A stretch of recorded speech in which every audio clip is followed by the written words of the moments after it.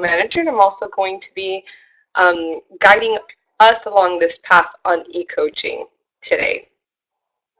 Well, e-coaching has taken the stage, not only fostering real-time networking, but also assisting our members through focused topics to move the needle professionally through live events hosted by our VIP NAPW members, who are professional coaches.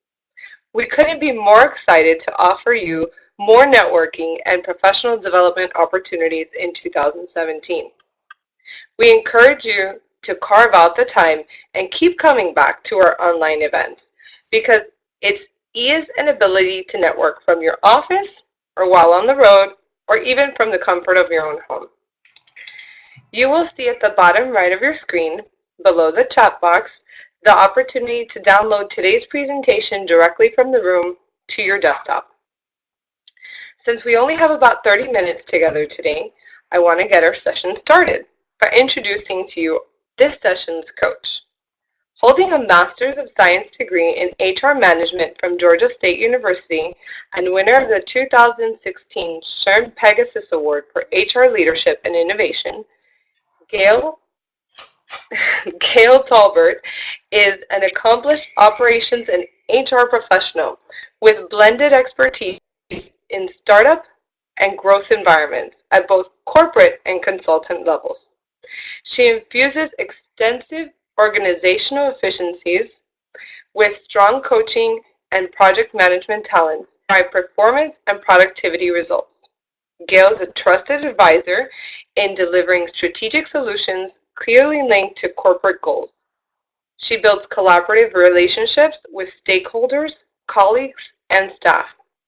Her areas of expertise include the following: leadership development coaching, organizational strategy and HR alignment, dynamic onboarding programs, strategic workforce planning, talent acquisition and retention programs, organizational development and employee recognition, employee engagement, M&A IPO due diligence, compensation, benefits planning, HR technology analysis and implementation.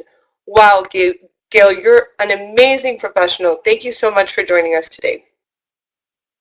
Well, thank you so much, Alyssa. I appreciate that great introduction, and super excited to be here with you all in Atlanta, Georgia. And I see that we've got just a lot of people from everywhere, so it's very exciting to see all of you here. So since we only have about 30 minutes, I'm going to go ahead and get started and talking about a topic that I just love because I really think that it is one that all of us deal with at one time or another. So the topic today is, of course, what holds us back, 4 common obstacles to success and how to overcome them. So let's get started. Okay, so hold on one second, getting rolling here. And like we like to do, we are going to start with a poll question. So I want to know which obstacles below is your biggest challenge to becoming successful? Is it fear of failure? So you're in inaction. Is it anxiety? Is it having a victim mentality, which is, blaming others, complaining, hiding, defensive?ness? Or is it lack of confidence? So I'd love you all to go ahead and just answer now while we have about 30 seconds, and so we can see what we're looking like here. And I think for me, it's probably, I don't know, I think for me it's probably lack of confidence sometimes, and I think that goes up most for me. It's like some of you guys, are you guys seeing the poll questions? Oh, here we go. Results are coming in. Let's see what we've got. Interesting. So as we're looking at it, it looks like lack of confidence is probably leading the charge here at 28%. Fear of failure, 22%. Anxiety at 17%, and having a victim mentality at 3%. So that just gives us a good gauge. That seems pretty standard for what I generally see. So let's take a look at those, and we can talk a little bit more about where we are. All right, so obstacle 1, failure. So what is failure? So I know that all of us think, okay, what is failure? And we all have kind of a general term for it. It usually means that you're not meeting a result or an expectation, that you're not getting an action done, whatever the case may be. But if you look it up, like if you ask Google, which I know all of us love to do, it says the omission of expected or required action. And I like this definition, but it doesn't really quite encapsulate what we experience, right, when we're talking about failure. Fear of failure seems harmless, but it keeps us from actually moving forward and growing in what we're doing. And so you really need to use your fear and failure to your advantage.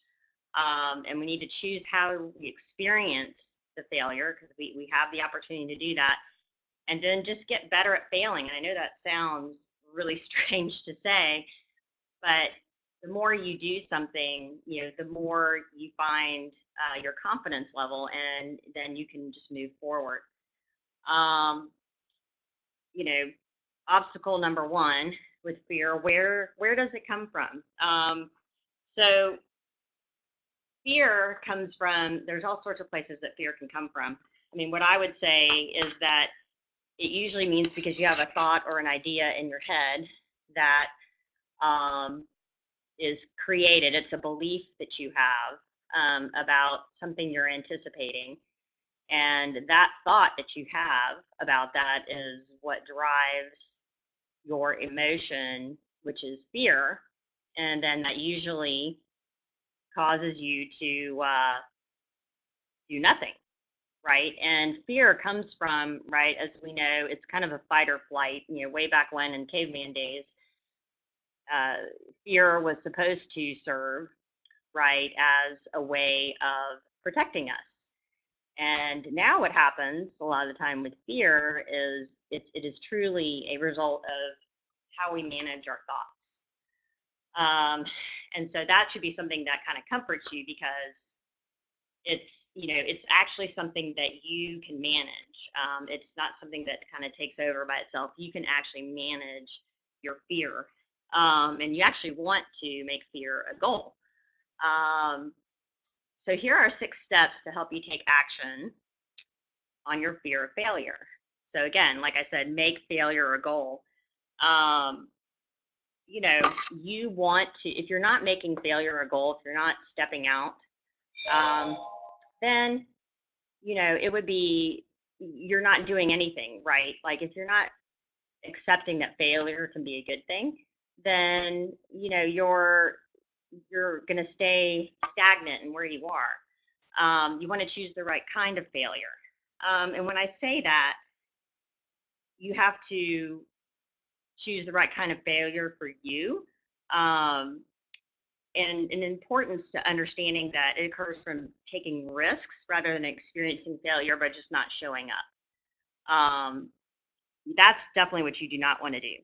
And when I say take risk, it isn't the same thing as taking chances, right, that are dangerous, obviously, to your physical health. It's just opening yourself up to rejection, because rejection is just a feeling, right? It goes away. It's not going to hurt you. But it's something that's going to happen. You're going to move on, and you're going to get through it. But a lot of us are just afraid of our emotions, right? So you don't also want to sabotage your efforts, right? So failure that comes from just not showing up comes from setting yourself up for sabotage, right? So that's something I don't want to encourage you to do. And what I mean by that is So let's take example of a 10-person class, right? And you put yourself out there, and you stand up and you answer a question, and let's just say nobody says anything. So you can look at that several different ways and say, is that failure? Oh my gosh, what do people think about that? Or is that a learning experience? It's driving you forward, and it's helping you to learn, right? And it's helping you to feel what fear feels like, right? Instead of avoiding it, right? So let's see. Let's see, where am I going to go? I'm losing my train of thought here. Prove the feeling that fear is irrational. Okay. So that's a really big one, because I think for all of us, right, and I know I do, like we know it's irrational, right, when we're saying it, but we still feel like it's believable and it's true. And again, like I said, if you know what fear feels like, then you know that it's just a feeling and you can move past it. It's the one thing activity I can tell you is write down your fears. And I don't know why this works, but for me, when I see it in writing, all of a sudden I look at it and I was like, God, that looks silly. Why am I afraid of that? Like, I'm just making that up. So, you just have to kind of, sometimes it takes you looking at something on paper, to really, to really see it. Okay, let's get another poll going here. When you experience anxiety, which method below best describes how you respond to it? Do you resist it, react to it, avoid it, or do you accept it and just know that it's something that's part of life? I'd love to see how different people believe that they feel anxiety. And I think we all have, I think we've all probably experienced every one of these, and I think it just depends on the situation and where we fall on this scale. And we're gonna look at all of these. Wait to see what we got going here. All right, hopefully we've got. There we go. Let's see. Oh, interesting. Okay, so it looks like a lot of people are saying they accept it.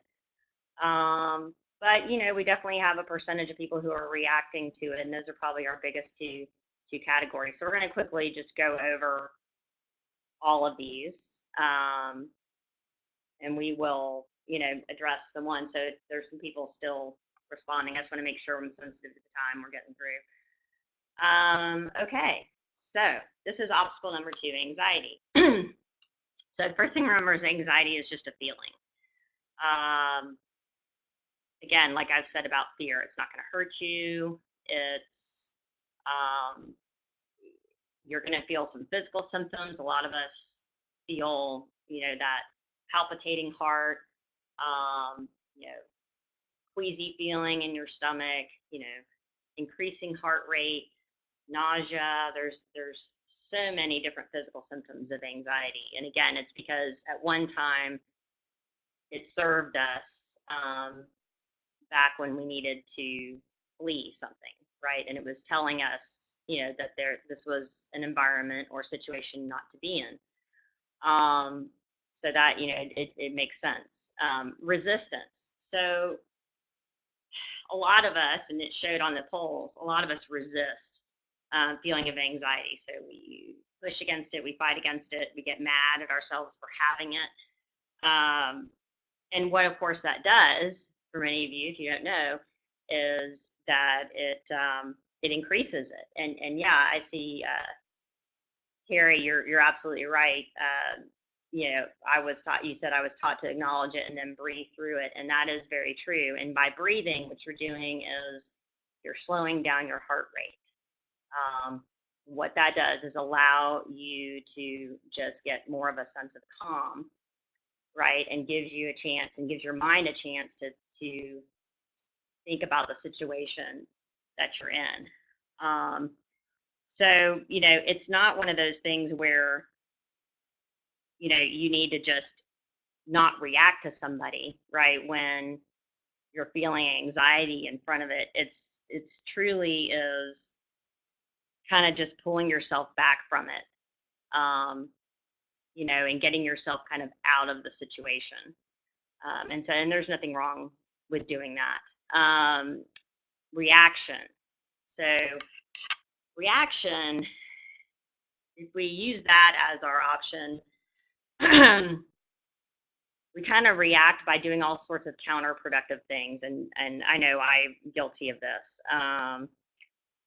We rush around, we yell at people, we try to control everything, we stay up too late.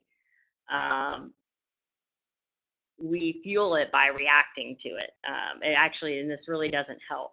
But if you can recognize that you do this, you're on the way to responding, right, to difficult anxiety in the future. And that is like everything, right? Recognizing it is the biggest deal there. Avoidance, again, real quickly. A lot of us try to avoid it, and we think if we just avoid it, then it will go away. Um, you know, I think what happens here is you're just putting off the inevitable, right? It's a lot better for you to let the anxiety come, right? And just sit in it, right? We just need to sit in the anxiety, um, let it move through, feel what it feels like, and know that it's going to pass. But if we keep avoiding it and keep avoiding it, we're inevitably going to make the situation much worse because inevitably that anxiety is going to come through in some point. And it's not really healthy. It's not healthy at all. So where we want to be, right? And there were surprisingly a lot of you guys that talked about acceptance. Yeah, and I'm seeing over here, yes, exercise, for sure. I always say exercise is great for all of these things, for reducing anxiety, reducing stress, even reducing fear, all of those things. And then acceptance, which is really kind of where we want to be. And it's just accepting the anxiety that confronts you. And almost, I want to say, and it takes some time to get there, is almost embrace it. I think that it requires you to do some work, right? When you're accepting the anxiety, right, it is giving you some to-dos, right? And it's telling you that you are experiencing change, right? And if you think about concept of being allowed to do something, right?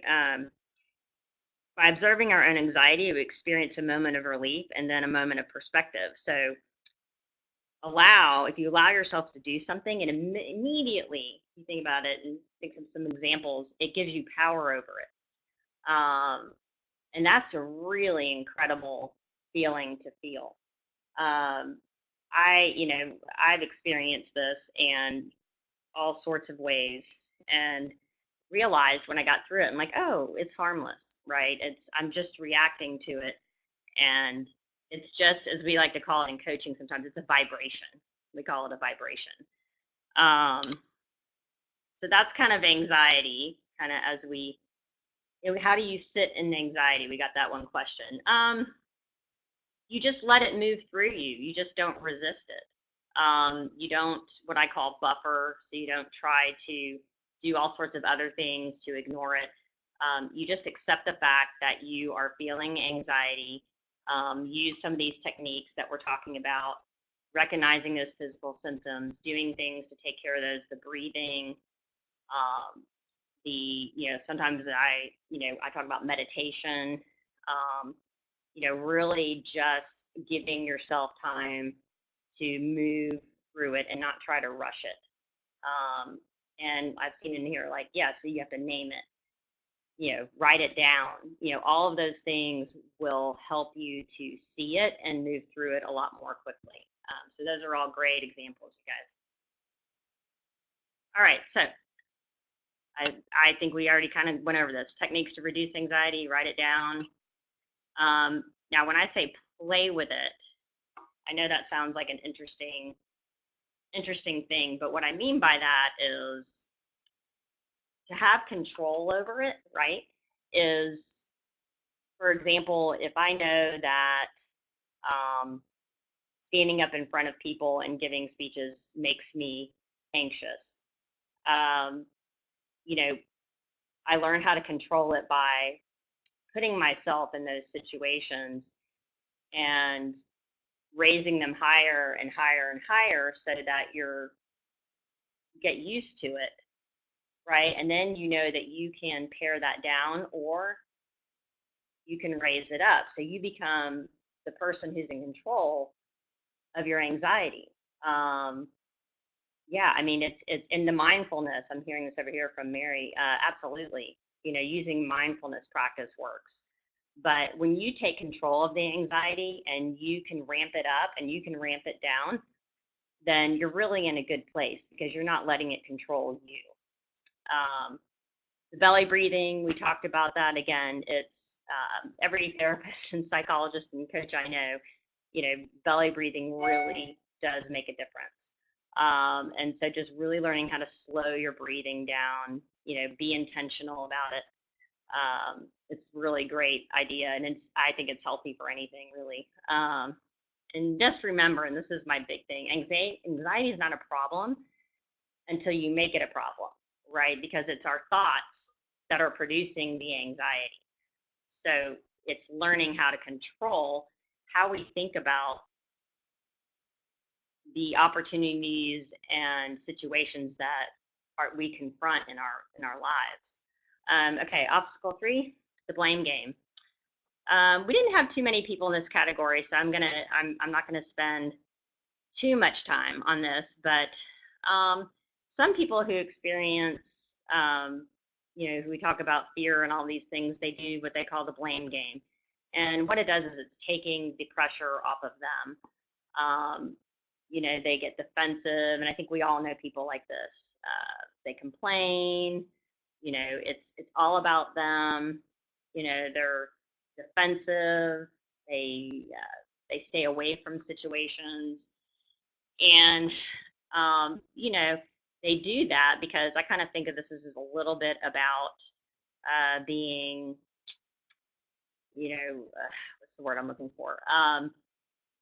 They're avoiding it, right? So when we avoid having something that is going to either move us forward or get us to success, sometimes to avoid seeing what the real answer is by putting it off on somebody else, right? Or because then you never have to show whether you're good at it or whether you're not. And so we just make all sorts of excuses when we're in the blame game about why we're not successful, and really just taking it all off of us because it makes us feel better. It's why does it happen? I mean, I just think it's a natural reaction when we get scared to grow or to move forward. um, we sometimes put our defenses up, and that's kind of what happens here. And it becomes, I like to say it in here, victim versus villain. But I'm not going to spend a whole lot of time here, just because we didn't have a whole lot. And again, recognizing and overcoming victim mentality versus vulnerability. There's strength in vulnerability, and just recognizing that you are enough, and that it's not about everybody else. It's about yourself, and being confident in yourself and understanding that you define what your success is, not somebody else. Obstacle 4, or obstacle success, is self-doubt and confidence. And again, this was a big one for a lot of you. So why successful people experience self-doubt? Well, I mean, I'd say we all do it to ourselves, right? We set up an expectation in our heads that, he's going to set, that you just aren't in your mind thinking you're going to accept. Hey, and I see you guys over here. Yes, prayer does work, for sure. So, I use prayer with everything, but that's, that's for another time. But obstacle 4, self-doubt and confidence. So understanding what are your obstacles and what do you make them mean? Again, you should really only be using yourself as a barometer for success and not using other people's perception of you to define your success. You want to focus on your goods, doubt your doubt, not your goals. And try different things, get out there and try different things. It's amazing what we do to avoid growing and becoming successful and being better. We're our own worst enemy when it comes to that.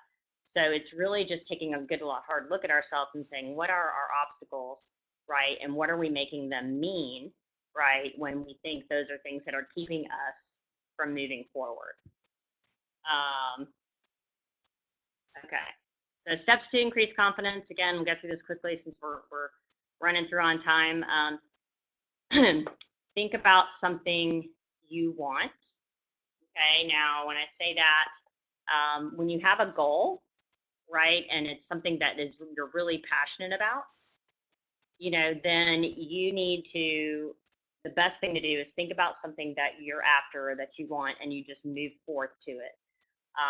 It'll keep you engaged and moving towards it out of your comfort zone. Again, write down your thoughts. It goes to the same thing about writing down your fears.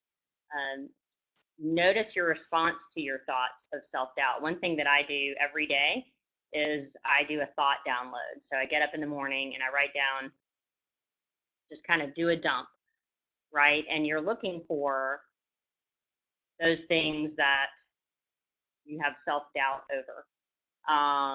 It's amazing when you write it down. You can see almost how you're keeping yourself from moving forward doing things. Be intentional, right? And when you see those negative thoughts coming up, decide not to believe those. And again, that takes practice, but you're the only one that is putting those out there. So you need to decide not to believe the negative thoughts. And yeah, Lori, the thought download, I'm telling you, it is amazing. Just the ability to, it's like doing the self-coaching, right? You are truly trying to decide and say, hey, is that really true? Right? Like, how much do I really believe that negative thought? And challenge yourself, right? Decide what you want to believe about yourself, because that's absolutely up to you. You are in charge of that, as much as sometimes we feel like that's contrary to belief, but we are actually in charge of what we want to believe about ourselves. So why not think about something good? And final thoughts on that, entitlement versus effort. We have to know that it's going to take our effort.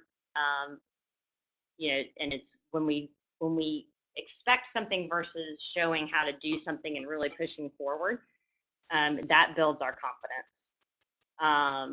And yes, I'm seeing over here. So basically, you are what you believe you are, and that is the absolute truth. Don't focus on the past. You cannot let the past drive your future, because then you're just living in the past. We learn from the past, but it doesn't mean we need to live in the past. So we use experiences in the past that we feel were failures or things we would like to do over.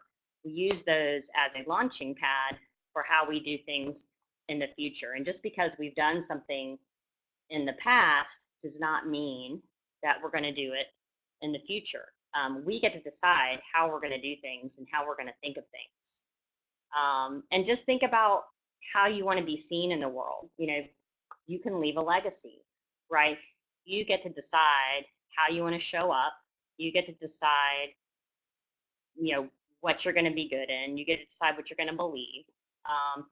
And you get to decide those things every day, and you wake up and you can be intentional, and you can do this through prayer, through intention, meditating, doing the thought downloads, and just really think about what you want to accomplish every day and how you're going to think of yourself, right? And your abilities to do things in order to push you forward, and to not be afraid to jump out there and try new things and know that you're not going to be perfect at it at first, but you're going to learn, right? And from that, that's going to propel you forward, and you're going to grow, and it's going to encourage you to try more things, and it's going to increase that confidence. And when we set our own goals for ourselves and we move beyond those, that is what I call success. Anyway, I think I kind of covered all these. Identifying what it is, ask yourself why it's a problem, evaluate your reaction. Again, really kind of, I'd say really kind of push yourself. Do the manual work, right? And so in other words, decide how you're going to move forward, and be in charge of you, right? You're the only person in charge of you. And change your thinking, like I said, about the past, right? Use that as a, wow, that was a great learning lesson, and I'm choosing to do it differently next time. And I know I had a question about going over what the 4 common obstacles were, again, and I'm happy to go over that. I'll go back to that for 1 second, just so everybody can see. So the first one was, well, we talked about failure, right? And then the second one we talked about was, and then we talked about fear. We talked about anxiety. We talked about, let's see, what was the third one we did? The blame game is one we talked about, and then confidence. So those were the 4. And again, here's my contact information. I've really enjoyed talking with you guys today. I am absolutely love to connect with you guys, and so feel free to connect over LinkedIn. And I look forward to chatting with you all, in the near future. Thank you so much, Gail. It was great insight. I even took my own notes and everything. I was chatting with the participants in the chat room. We really appreciate it. A couple of the girls were saying, the ladies were saying, fear is false evidence appearing real. Amazing tips. Thank you so much again for joining us and providing the 4 common obstacles to success and how to overcome them. So you will see a link next to our eCoaching event on 11/7, November 7th is our next eCoaching at 12 p.m., where you will learn about how to use acknowledgement and praise to strengthen your team and organization. And that's going to be with Deidre McGee, professional career management coach and owner of 12 Zones Coaching. So please go ahead and click on the link and register today. It'll be right there. Also, please make sure to go onto napw.com eCoaching group page and join our host and continuing the conversation on our group activity wall. You will also be receiving more communications about upcoming e-events. And if you're interested in submitting to be an eCoach host, please reach out to us and email what you see right there, ecoaching@napw.com. Thank you so much again, Gail, and the many participants today and those who had registered for the amazing e-coaching session. We look forward to seeing you next time. Have an amazing rest of the day.